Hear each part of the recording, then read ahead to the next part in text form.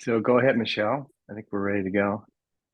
All right. Hello, everyone. Happy Monday, and hope everyone is getting ready for a restful break. It is wonderful to see all of you. As Matt Bogosian indicated in the newsletter, we are in for a double-decker today, so I'm not going to belabor the time, and I'll pass it to you, Matt, for some announcements.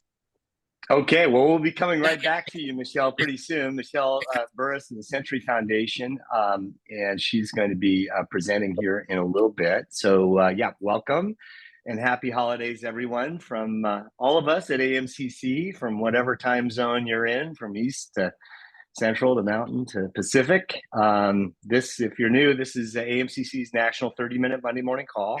Regional leaders, BFFs from federal agencies, NGOs, private players, etc., all working to strengthen the American manufacturing project from the bottom up. So I just wanted to say, we have a busy 30 minutes here, but this is the season of gratitude. So I want to express that gratitude to all of you. So many of you have been volunteering on this bottom up project for better part of a decade, focusing on rebuilding American manufacturing and key industries and regional ecosystems and making smarter products that solve problems. So just it's very purposeful work, and just wanted to say thank you to all of you for being a part of this larger cohort, this team. It's cool, it's been now we have this explicit partnership with the federal government, but it's been a volunteer effort for almost a decade, and we're free, open source, and we have these 2 weekly activities that we're expanding. This national call, 30 minutes every Monday, non-holiday Monday. And then like Michelle was saying, the AMCC update newsletter that goes out at the end of every week. These are two, important, short, efficient, because you're all busy, but we need ways to bind ourselves together in common purpose, doing this complex work. And so these, our little community of practice is helping us do that. So thanks for dedicating your time, bringing your own networks into this so that we can have more collective impact. So as you know, at the start of these calls, you usually go through some highlights from the AMCC update that goes out from last week, so that we can talk about it, share, get it out and highlight things to get it out. We don't have time today to do that in detail, but man, check it out. I mean, there's a lot in there, from the NSF TIP Awards, DOE's Solve It competition, our pals at SSTI, who have a community of practice for technology-based economic development. They've got a webinar on entrepreneurship coming up. There's cool intel on the Tech Hub programs. Remember, we just had 31 of them designated around the country. And there's podcasts from our great partners in Connecticut, like so many of our regional leaders. Connecticut's got it going on, and you can check out, how they're doing on the pod. Like, it's the holidays, right? You got to work off those holiday meals, flip on the podcast and learn about some of your fellow Americans on the Manufacturing and American Century podcast. It's on Spotify and on the website. You can get it there, all that. So again, thank you all for a good year of work. We're not going to have the next 2 Mondays. We're not going to be on this Monday call because it's their holidays. So we'll be back on the 8th. Wanted to make sure you guys know that. And David's going to be putting out a new invite. You want to say a bit about that, David, before I get to the next step? Yeah, happy to, Matt. You'll be receiving a new invite for the first 2 quarters of next year for this Monday call. Just reach out to me if you have any issues adding it to your calendar. It'll likely come out between Christmas and New Year's when I'll send it out to everyone. Great, thank you, David. Okay, so before we get to Michelle Burris of the Century Foundation and Tanu Kumar from the Urban Manufacturing Alliance, it's going to be cool. They're going to describe the progress of their industry and inclusion cohort pilot. looking forward to that. But before that, we want to invite our BFFs from DOE and EPA to share some info about the multi-billion-dollar 48C program. That if you're not dialed into it, it's really important that you get this, well understood how this weaves into your manufacturing ecosystem. It's the tax credit for investments in advanced energy projects. So I think want to thank Matt Dalby and John Crosshans from EPA. And I think we have DOE's Briggs White on here to talk a little bit about it. Is that right, Briggs? Hi. That's right.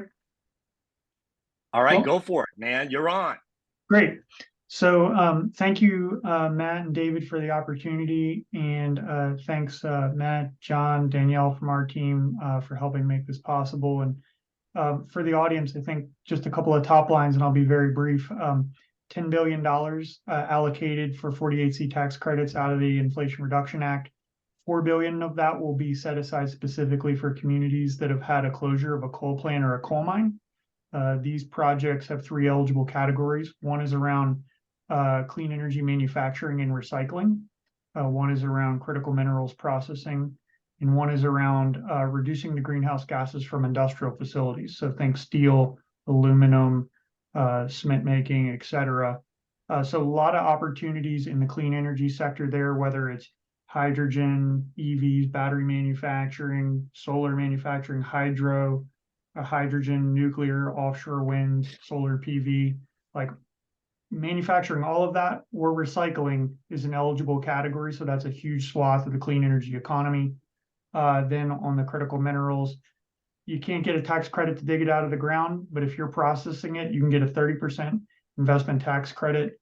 I want to point out that that's reduced down to 6% if you don't meet the prevailing wage and apprenticeship requirements that are part of that. So really critical that these are high job quality opportunities. And in terms of implementation of this, where we are in the timeline, DOE is actually implementing this on behalf of IRS. Because there's that $10 billion allocation, that cap, it's being run as a competition, but it's going to be done over multiple rounds. We're currently in the midst of round 1. So concept papers came in, encouraged, discouraged letters were sent, and now the full applications are being produced. Those will be submitted actually on the 26th, here in a week. And so then DOE will review those and make its determinations as to who gets an allocation moving forward out of round 1. But we fully expect, and DOE has said publicly, that there will be a second round in calendar year 2024. And on behalf of the Energy Communities Working Group, working with DOE and IRS, we'll be doing stakeholder engagement events and really trying to make sure that this is on people's radar next year so that they have a chance to form up their teams and submit some really high quality applications into that funding opportunity. So again, hope you'll take advantage of this. This doesn't have to be the last bite at the apple. So if we need to revisit this or take some offlines, hopefully you guys have recommendations of maybe next steps we could take together, like welcome ideas. We have a little bit of time, but we want to try to start priming the pump for this opportunity as soon as we can in the new year, because we don't know when DOE is going to open it up, and we want to make sure everybody's got enough time to get prepared. All right, Briggs, this is awesome. So thank you guys, all of you guys, for making the commitment to come on and talk about it. So I hope this is just the beginning of our engagement about it. Of course, a lot to learn. So thanks for John. John put the links in the chat. So check out those links. Thanks for doing that, John. So one, right, learn about it, right? We got a lot to learn, and we're thinking that, best practices, how can regional leaders accelerate the pace of understanding and the progress on particular use cases. So like we think a lot, John Briggs, about use cases, that might apply to the manufacturing ecosystem in regions around the country. And so I suspect in some of these links and whatnot, you have examples of how this might roll out in the real world. So we're actually putting together some case studies from under the Obama era 48C program. So back during that era, there was an allocation, again, similar to this. It was a little bit different. There's actually more eligible categories now than there were back then. But nevertheless, we're going back and trying to curate some stories of how projects came together and were delivered under that allocation. So hopefully that'll be useful content in the new year. Great, thanks. Briggs, I'll just jump in here too with one note on Mhm. those links. Since we have a lot of folks who are from specific places, one of the easiest kind of take-home homework assignments is really just to look at the maps, whether it's the 48C map or whether it's the energy communities map, just to understand where the maps might overlay with your own regions. Because if you have that ability to either get into a different type of funding pool or just know that that's an asset potentially for your own economic development purposes, then that's a really helpful thing to walk away from. And if you don't have part of the map that's covered that covers your region, it's also helpful to know that because there's other ways to qualify for these tax credits besides the maps. And so a lot of folks ask, like, what's the first step on all this? That's why I dropped the links in there to the maps, just because it's an easy first thing to do. And especially for people that are working in a place-based environment where you're thinking of kind of your own territory and like, what do you cover? It's really nice to know if you're in or you're out or partially covered and which potential sites you have that are in that mapped area and which ones might need to go an alternative path. So it's just helpful to know. That's awesome, John. There's one question. Beatrice from Connecticut, you had a question real quick? No, hold on. I'm all set. I was asking for the links and then. Okay, cool. Thank you. All right, good. Just a reminder, that's a big B, billion, right? Billion, right? So we've got to get smart on this, accelerate the pace of change, this transition to the clean energy economy. Super exciting. Thanks, both of you guys, or all of you, three or four of you for being here. Matt Dalby for linking us up on all of this. Thanks a lot. Much appreciated. This is just step one to our education and application across the country on this thing. So we'll have you guys back when you talk more detail, Briggs and John and Matt and that'll be, and Danielle, right? Yeah. So thanks again to and it's great to see the agencies working together, right? That's a big theme that we talk about here is like we have these different federal agency interventions, but when they hit the ground in regions around the country, it's up to these regional leaders, many of whom are on this call, to weave these interventions into some kind of regionally relevant application. So way to go for working together, EPA and DOE. So without any further ado, I want to turn quickly to Michelle Burris and Tanu Kumar. Michelle's from Century Foundation, and Tanu Kumar is with the Urban Manufacturing Alliance, who are great partners with AMCC to talk about their industry and inclusion cohort pilot. So Michelle. Thank you so much, Matt. Good morning, everyone. And thank you so much for making time to join us on this Monday morning. As Matt mentioned, my colleagues and I are here to share an overview of our industry and inclusion program and our most recent publications that we hope you will utilize as a resource. So let's get started. So the Industry and Inclusion Program was created in 2020, and this effort aims to increase the diversity of the manufacturing workforce by reducing racial and gender disparities in student outcomes, such as depth of learning and credential attainment. Our program is structured in 4 pillars. The first is specialized recruitment, particularly ensuring that students of color and women see themselves in manufacturing and see it as a very vibrant career for them with upward mobility. The second is inclusive training and credentialing, working with certified training providers and also aligning credentials with the needs of business. The third is comprehensive supports and resources, providing students with the holistic needs. The most critical is childcare and transportation right now, among several others. And fourth is strong industry partnerships and quality job pathways. That includes partnering with business, labor organizations, and ensuring that students have competitive compensation and that we are addressing occupational segregation. So when we think about where the students are, we looked at research done by Lumina Foundation, who funds this cohort, and we also found that only 1/3 of Americans earn a 4-year degree or higher. So we have to think broader around 2-year programs and also non-credit workforce training programs. So as this bar chart demonstrates, a high population of students are enrolled in community colleges, whether they are matriculating in credit eligible programs towards a 2-year associate's degree or through a non-credit workforce training program where they can get training in 1 semester for a particular career and begin making competitive wages. So as part of our impact and as part of our industry and inclusion program, we created a model of impactful credentialing. And to effectively serve students, we wanted to look at how can we help training providers embed culturally competent approaches within manufacturing education programming. So our premise is that if we can combine credentialing with racially conscious industry partnerships, wraparound services, and cultural change among employers, we can connect hundreds of thousands of more workers into living wage careers. And this model can be applied to both community college and community college-based training programs. And as you see here, some of our key participants are the community colleges and workforce development or regional economic development organizations such as yourselves. So as we can see here, who are the community colleges? They are here all across the country. And from an intensive measured application process, 12 cohort colleges were selected. Across the country, we had 45 community colleges who applied. Half of the colleges featured here on this map are minority serving, including Hispanic serving, and we have one who is historically Black. So in terms of our reach and impact, as you can see here, the program has achieved impressive reach and is driving real impact for both learners in general and learners of color in particular.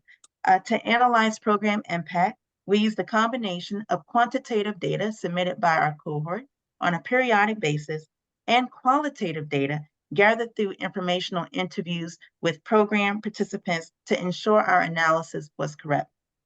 To date, our participating training providers have issued over 3,000 credentials to students, and the impact analysis demonstrated that the program's methodology drove increases in enrollment, retention, and completion. Data submitted by the colleges showed that colleges who implement the program effectively and with high fidelity saw a 25% increase in enrollment and 11% increase in credentials awarded across all students. And when we think about learners of color, we also saw a 10% increase in both enrollment and credential attainment for learners of color. And now I will pass it to my colleague, Tanu Kumar, who will expound more on our publications and our work. Great. Thank you so much, Michelle. And good morning, everybody. It's great to be with you. So to reach this impact, we were able to craft a learning experience and curriculum that included facilitated discussions with manufacturing experts and industry leaders, structured peer learning opportunities, and also one-on-one technical assistance. One of our most successful strategies has been the industry and inclusion roundtable discussions. These discussions were designed to bring together a cross-section of stakeholders, including community college leaders, key industry partners, students, workers, workforce training providers, and community leaders to share their perspectives, identify concrete goals for building a more diverse and inclusive local workforce, and develop collaborative action steps. Over the 18 months of this initiative, we were able to hold 3 roundtables in collaboration with our cohort members, including Lorraine Community College, Lorraine Community College in Ohio, Sierra College in Rockland County, California, and Amy Schultz, Dean of Sierra, is on the call with us today, as well as Bishop State Community College in Alabama. And in each of these roundtables, we worked together to develop strategies and action steps around deepening employer engagement, strengthening supportive ecosystems around employers and their partners, and centering worker voices in employer engagement. And each of these roundtables has a profile that's published that includes key takeaways from the conversation. And those are all available on the Urban Manufacturing Alliance's website, and we can drop the link in the chat. Next slide, please. So just to give you a flavor what's in these profiles, during these roundtables, we heard perspectives from students and faculty that really had important implications for how program design could be rethought to better center students of color and women. This is a quote from a welding student named Emma Fink, who was able to successfully complete a welding program at Sierra College in Rockland County. And her instructor, Alita Vaughn, who's pictured here, is a welding instructor there. And she is really working to shatter the glass ceiling in this sector. She actively works to create inclusive classrooms and workplaces in welding. One of the strategies she shared during this roundtable was how she works with male students and employers to become allies to women rather than placing the onus on women. And she's received incredible support from the administration. And Dean Amy Schultz on this call can share more from that perspective later in this discussion. Next slide, please. So as critical as role models are for recruiting people of color, women into manufacturing, we also learned that the job is not complete unless their success is facilitated once they're in the door. Another key takeaway from our roundtable was that importance of supporting faculty that are making sure students are earning an industry recognized credential and gaining credentials, connections to job opportunities before they leave the classroom. And to do this successfully, faculty need time, training, and their own peer support networks. Next slide, please. So we're pleased to announce that we now have several resources available online that share these and also more detailed takeaways from our cohort. And they also provide findings and recommendations for both policymakers and practitioners. Our summary report, which is available on TCF's website, and UMA's website, includes recommendations around credentialing, recruitment, wraparound services, and work-based learning programs to help make them more effective at serving students and workers of color and women, and help drive more inclusive outcomes in manufacturing. So I'll turn it over to Michelle and Gerard now to talk about the scorecard. Absolutely. So I'll just give a brief overview. Our second publication was an impactful credentialing checklist, and that is led by Gerard, who is on our call here, who has decades of leading workforce development in the state of Louisiana. So Gerard, I'll pass it to you to give an overview of this publication. Okay, great. Thank you so much, Michelle. Yes, our impactful credentialing checklist, strengthening community and college programs through an equity scorecard, pretty much was put in place to help community technical colleges give them a dashboard and discussions of. It's one thing to say we're doing good programming, or something to say we like to do better, but what? And then we like them to work on the how and the why, but. It was really kind of given a dashboard and a rubric to saying they're doing good programs, they could be better. And some of the things that we talked about here are some items on this checklist. So the first item, does your program provide culturally responsive, trauma-informed teaching and supports? And basically that could be a lot of different things, but some things we like to focus in on, helping adult learners becoming from dependent to independent learners in their occupations. Also thinking about helping instructors understanding their classrooms and having probing questions to understand the makeup and cultures that their students are bringing to the table. For example, if they're coming from, or students coming from a more communal or community focused view of the world, or their students are more individualistic participants of the world, and having conversations and helping them to understand the makeup of their students of that cohort that they have. Is the programming deploying training credentials that are recognized by local industry partners?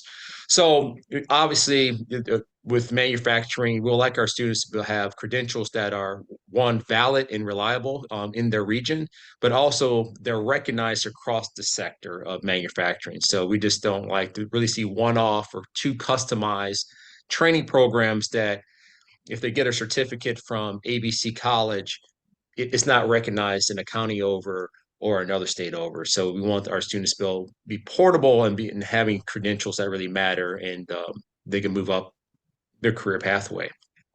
And also if they're short-term training programs that lead to credit or to associate's pathway and so forth.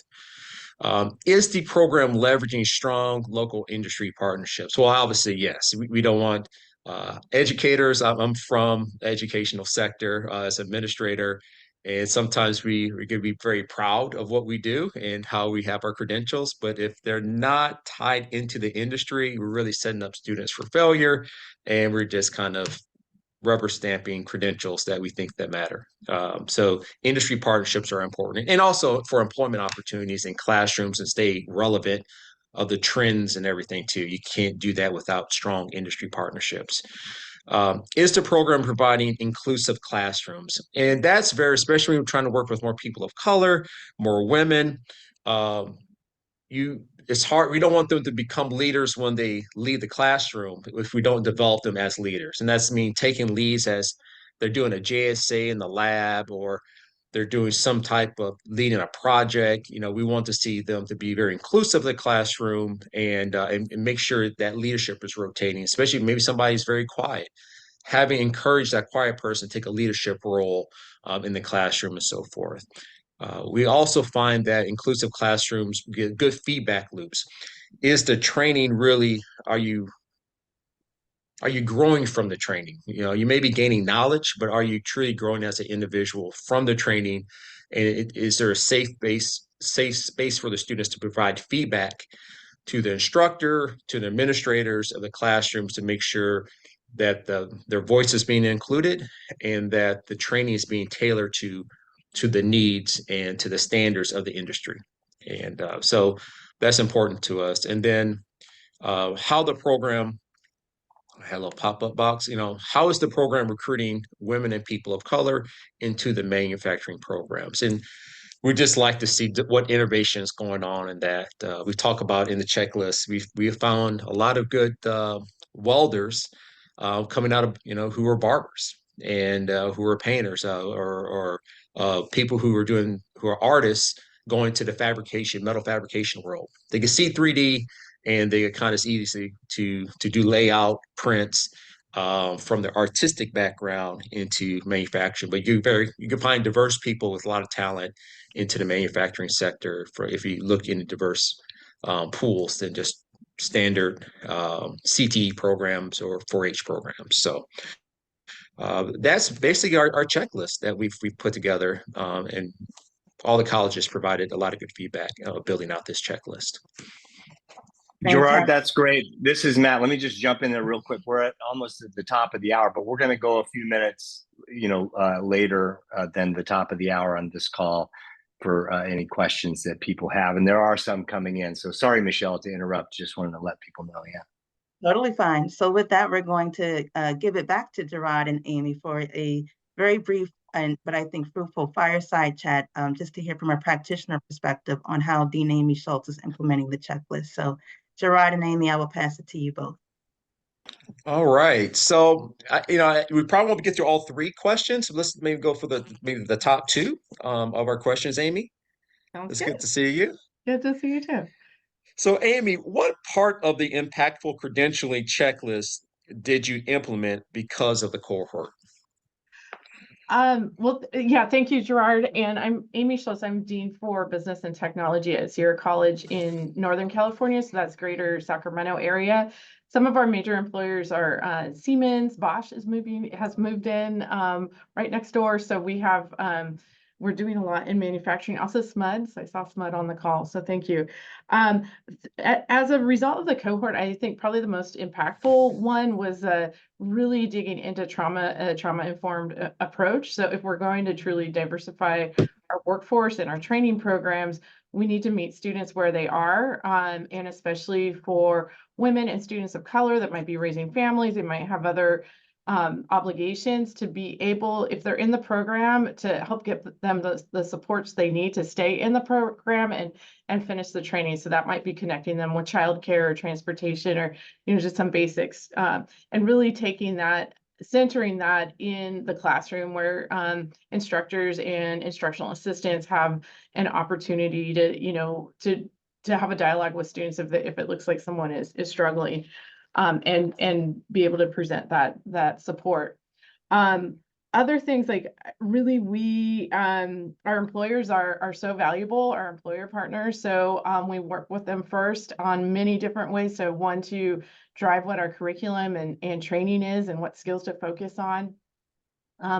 two, how quickly do they need it? So one example was Siemens Mobility in Sacramento is, they needed welders quickly. And so we changed our curriculum to really meet like what their skill needs were, but also to get students through faster. So instead of offering 16-week classes, we offered 8-week classes. They were the accelerated classes, so same amount of content in 8 weeks, but they would be able to, complete 2 classes in a semester, which was enough to get started and hired in the workforce. And in turn, Siemens returned the favor. They were, working with a staffing agency previously, and for any Sierra College students, they will be direct hires. So, that which was a nice benefit for our students.